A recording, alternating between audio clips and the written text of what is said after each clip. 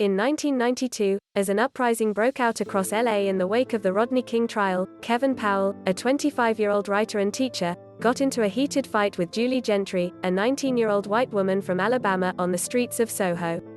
Documented in the first season of The Real World, their argument about racism and white privilege became an iconic moment in the history of reality TV. Throughout the season, Powell, the only black man in the downtown Manhattan loft, spoke passionately about the discrimination he faced daily and challenged his fellow cast members on their naivete. Some of his roommates, and many viewers at the time, accused him of being overly confrontational. But viewed in 2021, the era of Black Lives Matter, Powell's words seem more prescient than anything. History repeated itself this year when the original 7 Strangers returned to their old loft to film The Real World: Homecoming for Paramount+.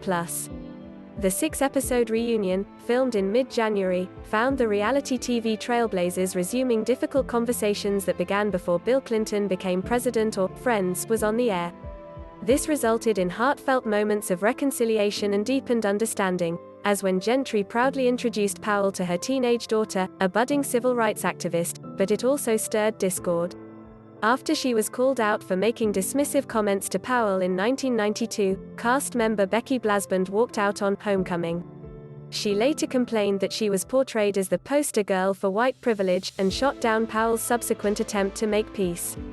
"I hope that people understand when they watch the old footage, that's us when we were in our 20s, says Powell, who still lives in New York.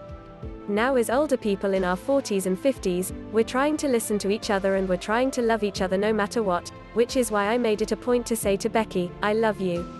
Because I really mean that. And I don't know if I could have said that back in 1992. Honestly." Since The Real World changed TV 3 decades ago, Powell has forged a career as a prolific author, writing 14 books including When We Free the World, an essay collection released last year. He ran for Congress in Brooklyn and toured the country as a public speaker. He is currently writing a biography of Tupac Shakur and a play about masculinity inspired by the work of his mentor, the playwright formerly known as Eve Ensler.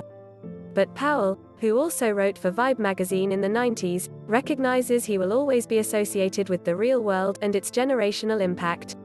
He recalls attending the 1992 VMAs, where he and his fellow cast members were cheered alongside 90s icons like Kurt Cobain and Axl Rose.